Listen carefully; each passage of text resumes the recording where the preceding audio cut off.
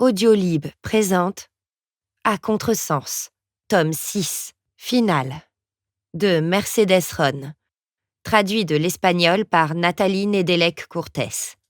Lu par Carline Heller et Maxime Houry.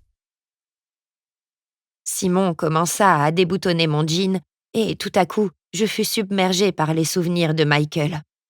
Les souvenirs de cette nuit-là, de sa bouche sur ma peau, de ses lèvres sur les miennes. J'eus l'impression de revivre tout cela. La trahison, la tromperie, la plus grande erreur de ma vie. Étais-je en train de la commettre de nouveau? Non, merde, je ne faisais rien de mal. Simon n'était pas n'importe qui. Simon voulait partager quelque chose avec moi. Je lui importais. Je lui importais plus qu'à Michael, plus qu'à Nicolas. Nicolas. Son visage apparut devant moi, ses maudits yeux azur qui me regardaient comme si j'étais le diable en personne. Ses lèvres, sa manière de m'embrasser comme si c'était la dernière fois, de m'écraser contre le lit, voulant parfois sentir mon corps avec un tel désespoir qu'il me coupait carrément la respiration.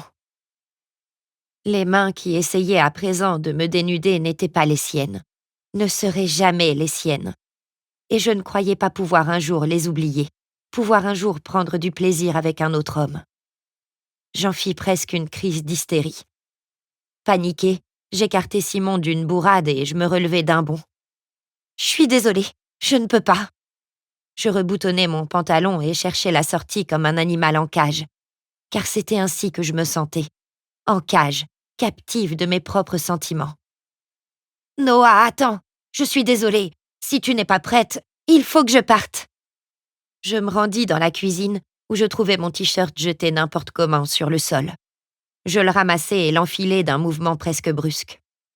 Simon me saisit alors les bras, me contraignant à le regarder. « Tu peux me dire ce qui se passe ?»